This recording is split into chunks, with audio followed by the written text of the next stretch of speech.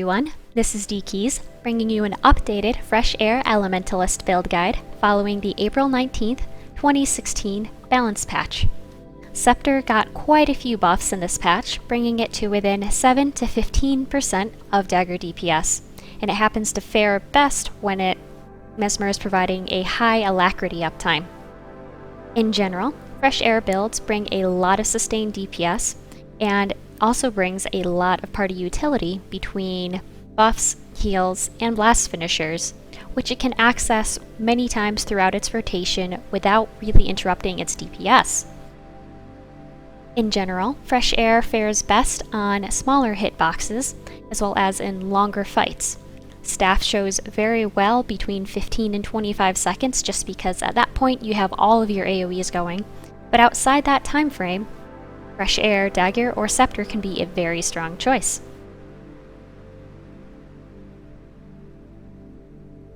The core of the Fresh Air build comes from the Air and Tempest trait lines. In Air, Zephyr Speed helps you move around faster even when you don't have swiftness. And Ferocious Winds converts a percentage of your precision to ferocity, building on other traits and the Berserker gear typically used with this build for some very, very high crit damage. One option I often take in more casual runs just to make sure that the party is buffed is Zephyr's Boon. This will allow my auras to apply Fury and Swiftness. And with the Dagger, the Scepter, Warhorn, and Focus, the Fresh Air weapon sets have a lot of auras that you have easy access to, as well as blast finishers, which are other ways to generate Fury. At the Master Minor tier, Electric Discharge will be a lightning strike on your targeted foe every time you swap into Air Attunement. Since this is actually a non-trivial amount of damage, it's important that you keep your foe targeted at all times while in combat. For your major trait, Aeromancer's Training gives you 190 precision, which is quite a lot and enables you to run full Berserker's gear and maintain a very high crit rate. Additionally, it reduces the recharge on your air weapon skills, including things such as Shocking Aura, Enlightening Orb, or Lightning Strike if you happen to be running a main hand Scepter, or Swirling Winds if you have an offhand Focus. For very, very low level dungeons, when that precision scaling isn't going to be as noticeable, and when things are dying before your skills come off cooldown anyway, you may want to take Tempest Defense instead, since you'll basically CC an enemy and burst them down in a matter of seconds. Weak Spot will give your critical hits a chance to apply vulnerability, and between that and the fact that you're spamming Overload Air basically off cooldown, you'll be maintaining a lot of vuln on your own. Finally, at the Grandmaster tier, Fresh Air is the core of this build. What this does is whenever you have a critical strike in either Air Attunement or any other attunement, this will allow Air Attunement to recharge so that once you swap out or use your Overload and then swap out, you can come back into Air Attunement and pick up with your auto attack and get that Overload charging again. Additionally, this gives you 250 ferocity at level 80 for 5 seconds once you swap into Air Attunement. So this is another nice buff to your damage. The other core trait line, Tempest, is what gives you access to Overload Air and the other overloads. Overload Air is one of the largest sources of DPS in this build. At the Adept level, Unstable Conduit will give you an aura every time you finish an overload, so that pairs very well with some aura traits that give you boons when you apply that aura, as well as healing on aura. So this is a very strong pairing with this build. However, if you're in a fight where you'll be getting CC'd and you don't want to put a stun break on your bar, picking Gal Song instead is a great way to get around this and basically enable you to just keep on doing your rotation even if something happens to try to knock you down or stun you. At the Master level, Speedy Conduit gives you swiftness when overloading an attunement, so you'll be at almost 100% swiftness uptime just on your own. For the Master Major trait, Harmonious Conduit will give you a 10% damage modifier for 5 seconds after completing an overload. Since you'll be overloading just about all the time, or at least half the time just because overload air, this means you'll have about 50% uptime on this 10% damage modifier. Additionally, whenever you overload, you'll give yourself stability, which means you'll be more likely to complete that overload, get this buff, get your aura if you have that traded, and just maintain the high DPS of this rotation. Another option sometimes, especially if you're venturing more towards an Auramancer build, is to take Invigorating Torrents, which will give your auras the ability to apply regen as well as vigor. This happens to mesh very well with some of the water traits that I'll go over just shortly. Hardy Conduit gives your overloads the ability to apply prot to yourself, as well as increases the effectiveness of that prot, which helps increase the sustain of this build, since Elementalists are known to be a little glassy at times. At the Grandmaster tier, Elemental Bastion is a solid choice, which will help you maintain your Scholar's buff just because you'll get a small amount of healing every time you apply an aura, or if you apply that aura to a party mate, they will be receiving that healing. Additionally, if your health happens to get a little low, you will apply a Frost Aura to yourself. If you don't feel like you need that extra heal, then another very reasonable option for your Tempest Grandmaster trait is Imbued Melodies, which will increase your boon duration while wielding a Warhorn, which applies to both your Warhorn skills as well as your blast finishers, and also will cause you to cast Sand Squall if your health happens to go below the Scholar's bonus threshold. This will give you some more prot and apply a magnetic aura, in addition to being a blast finisher. The third trait line you take with a Fresh Air build has several options. The most straightforward, powerful option is Fire. You won't be seeing a lot of use out of Empowering Flame just because you'll be in Air Attunement for the majority of your rotation. But Burning Precision allows your critical hits to apply burning, which pairs very well with the 10% damage modifier on burning foes from Burning Rage. Sunspot will give you a little bit more damage every time you swap to Fire Attunement, and will also give you a Flare Shield every time you swap to Fire Attunement. Again, another aura, pairs great with aura-based skills such as Zephyr's Boon or Elemental Bastion. And then Pyromancer's Training at the Master level will reduce the recharge of your fire weapon skills. That means Wildfire goes from 30 seconds down to 20 seconds, Burning Speed from 15 to 10, and so on. This also gives you a 10% damage modifier while in Fire Attunement, which helps keep your momentum up, but since you're camping Air Attunement for the most part, you won't see as much benefit from that part of the trait. At the Grandmaster tier, Persisting Flames extends the duration of your fire fields for 2 seconds, which is quite a bit of damage when it's applied to Wildfire, and also not bad for Burning Speed or Flame Wall. Also, it enables your blast finishers to apply Fury when those blast finishers are used in a fire field.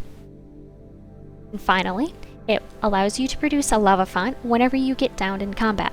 This is really helpful for rallying in unfortunate situations in dungeons and low-level fractals. That way, if you happen to get down, you can spawn that lava font and finish off a mob that's probably low on health anyway and get back up and into the action. Another option instead of fire, which is quite a bit more defensive, is water.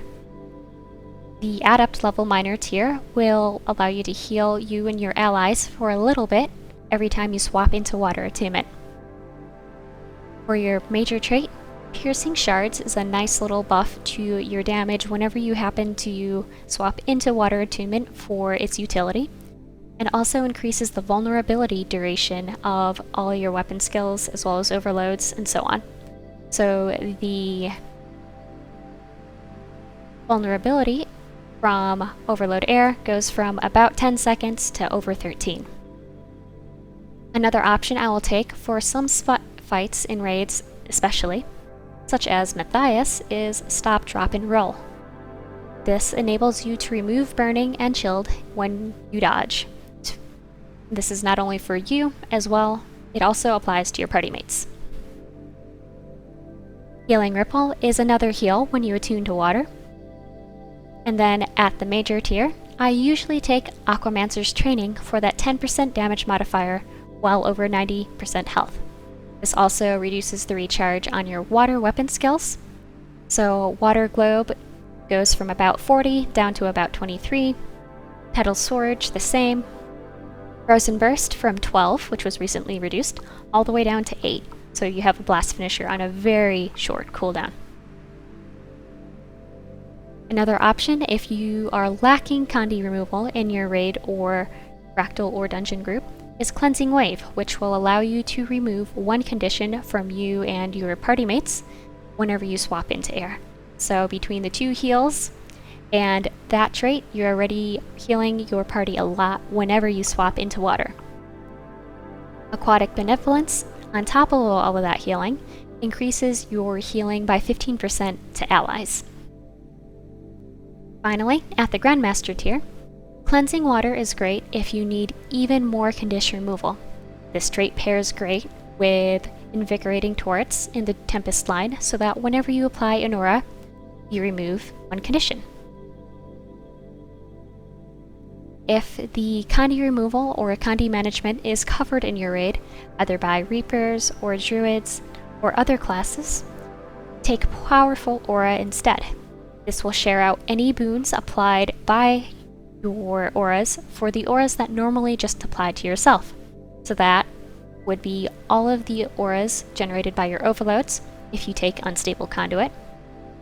If you're using a main hand dagger, Shocking Aura is now applied to all of your allies. Or if you have an offhand focus, then your Fire Aura from Fire Focus 5 would also be applied to everyone. The last option that I found very useful for PvE content is Arcane. This allows you to generate a lot of boons on yourself and your party mates so that you can keep up Prot, Fury, a little bit of Might, some Vigor, just a good variety of boons so that everyone can benefit from them. In raids, I typically use Renewing Stamina for about 50% Vigor uptime on my own. And then at the Master level, the Minor trait gives you and nearby allies a boon whenever you swap attunements. So this one trait alone will give very good swiftness uptime to your group. Will also generate a little bit of might with your standard rotation, and also gives you the option for up to 50% prot uptime on your own. Remember, since the Tempest trait line buffs that prot, that's 40% damage reduction for yourself, and then 33% for your allies.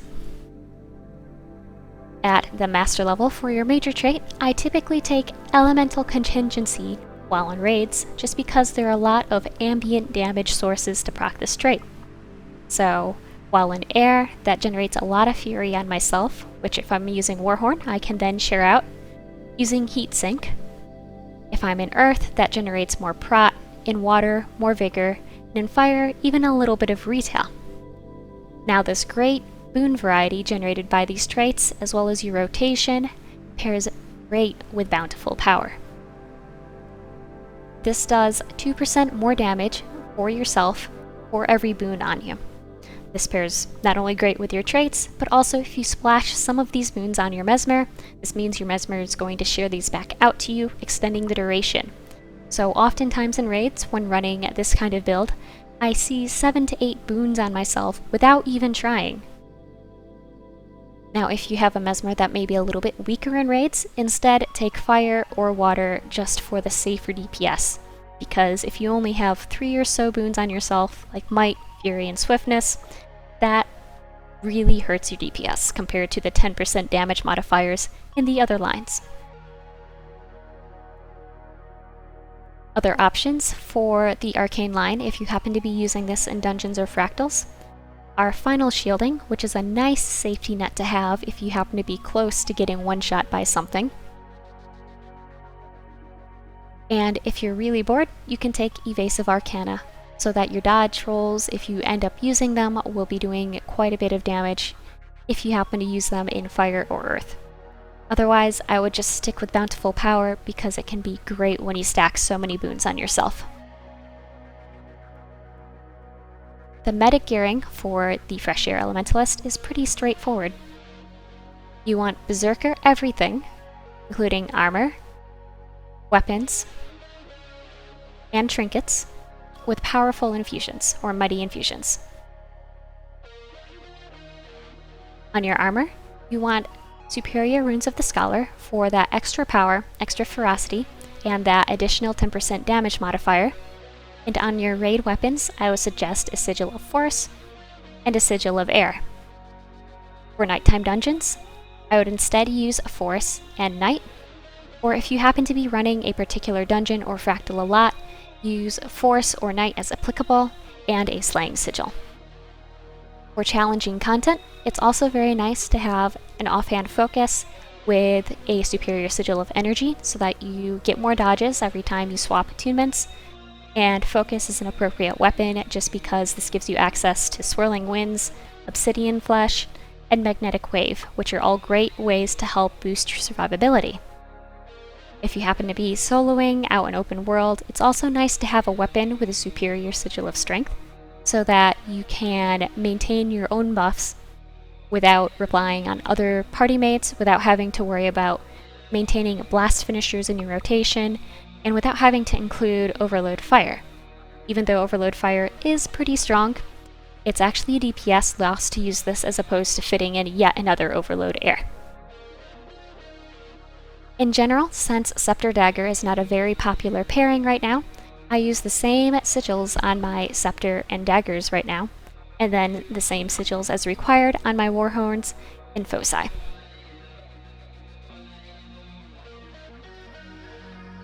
If you're not quite comfortable with Elementalist and its glassy nature, or if you're still saving up and getting used to farming PvE content, there are a few adjustments you can make to this build. Instead of using Berserker's armor, you can use some Marauder's weapons, armor, or trinkets. Swapping out to Marauder's weapons will reduce your DPS by about 2%, which is really not that much at all, but increases your health pool by about 10%.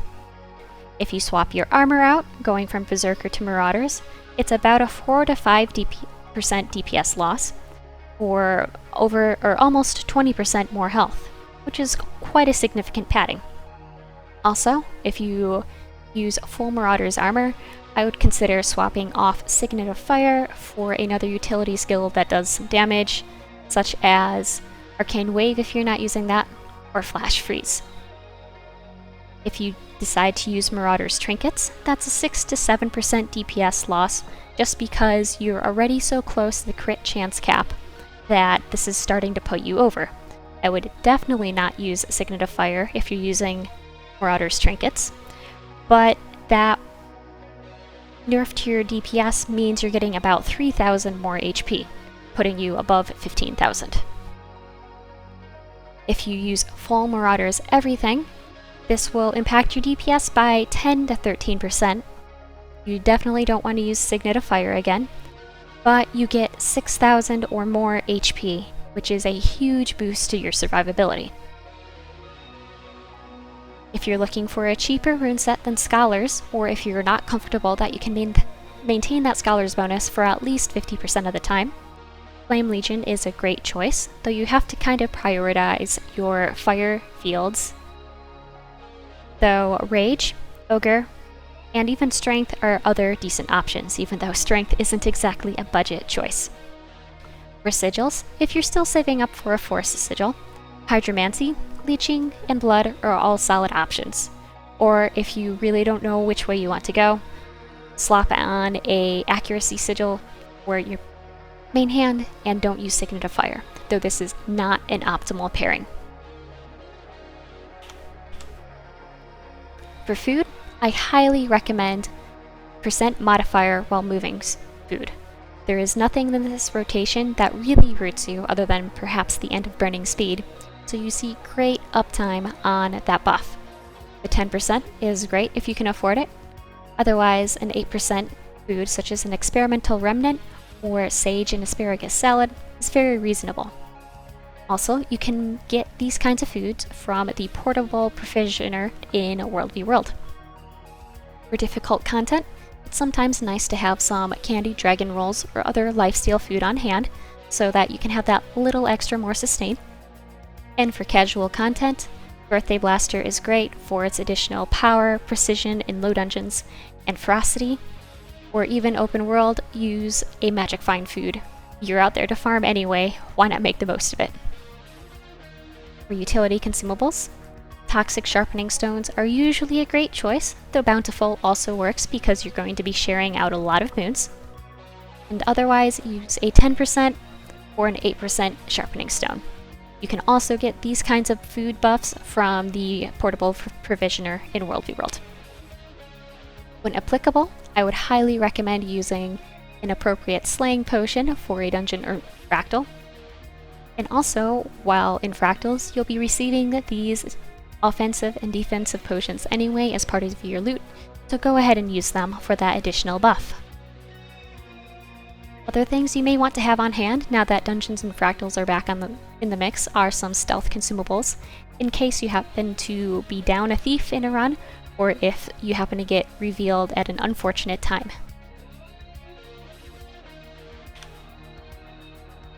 For raids, my typical utility slot loadout includes Wash the Pain Away for a heal, Signet of Fire, Arcane Wave, Feel the Burn, and Rebound.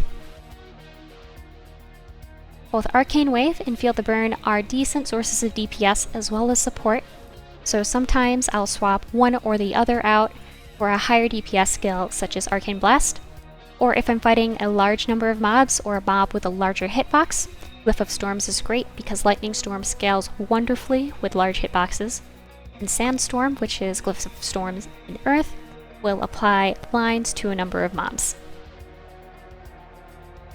For some raid bosses, such as Veil Guardian if I'm on circle duty, in which case I'd use a Scepter main hand for fresh air, or at Sabbatha if I am on cannons, or at Matthias if I seem to be getting a lot of aggro, is Lightning Flash.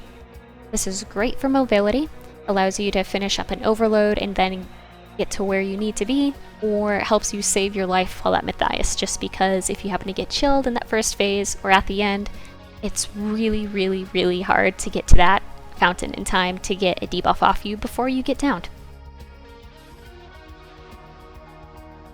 Another option instead of Arcane Wave, especially if you're using a lot of aura boosting traits, is Flash Freeze. It's a little bit of a DPS loss, but it's yet another Frost Aura, and also it's a good source of soft CC. And finally, if you're using the water trait line and really going for more of an Auramancer build, swapping out Fire Signet for Aftershock really hurts your DPS, but gives you that extra aura just to help keep your party mates alive, and gives you yet another Reflect in your arsenal. For Dungeons and Fractals, I'll typically use a little bit more aggressive of a loadout. Arcane Brilliance is a great blast finisher to have access to, and is a decent heal if you happen to need to use it for an actual heal. Fire Signet is great, and it's, in my calculations, never worth it to swap it off your bar and take some Assassin's gear. Just 180 precision that you need to make up somewhere in your gear, and you don't have an option to make up that power that you'd lose by swapping your Berserker's gear to Assassin. Again, Arcane Wave is another great utility skill because it's good damage, it's an instant so you can cast it whenever it comes off cooldown, and is a blast finisher, though there are the higher DPS options such as Arcane Blast or Glyph of Storms occasionally.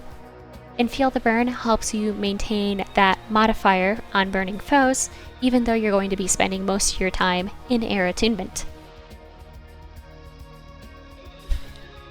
Occasionally, I'll take Conjure Earth Shield for a pull, or Lightning Flash for more mobility in Dungeons and Fractals as well. If you're less comfortable with this build, definitely take Arcane Shield, or Mist Form, or even Lightning Flash, so that you have a little bit more survivability that you can rely upon. but most of your survivability will come from smart positioning and keeping your rotation up, as well as smartly using your auras and your earth and water skills to maintain high HP. Pretty much any weapon set used with fresh air builds typically will give you access to a number of fields, blast finishers, CC, and survivability skills, all of which are very useful. You have at least one fire field in your fire attunement, no matter what weapon set you bring. And additionally, Warhorn gives you access to a water field, and you'll have access to a lightning field from Overload Air. You also have blast finishers if using a scepter main hand in fire attunement. You have blast finishers in water attunement from dagger main hand or focus, offhand. And then you have a number of blast finishers in earth attunement, including the overload. Depending on the weapon set, you'll have 1 to 2 more blast finishers. You also have quite a bit of soft and hard CC from water attunement, air attunement, and earth attunement.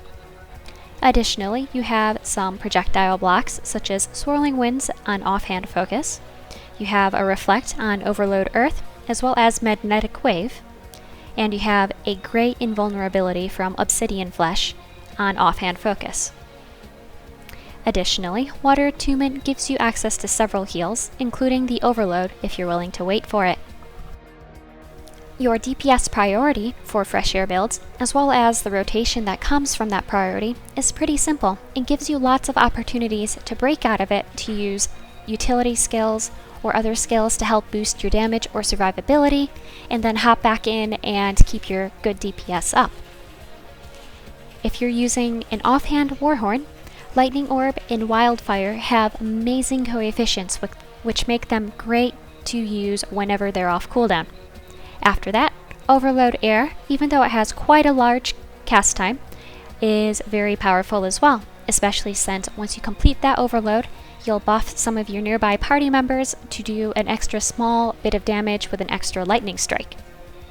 After that, other fire weapon skills such as Burning Speed, Phoenix, and Flame Wall will do a decent amount of damage, so that's why fire is the preferable attunement to swap to for a DPS rotation.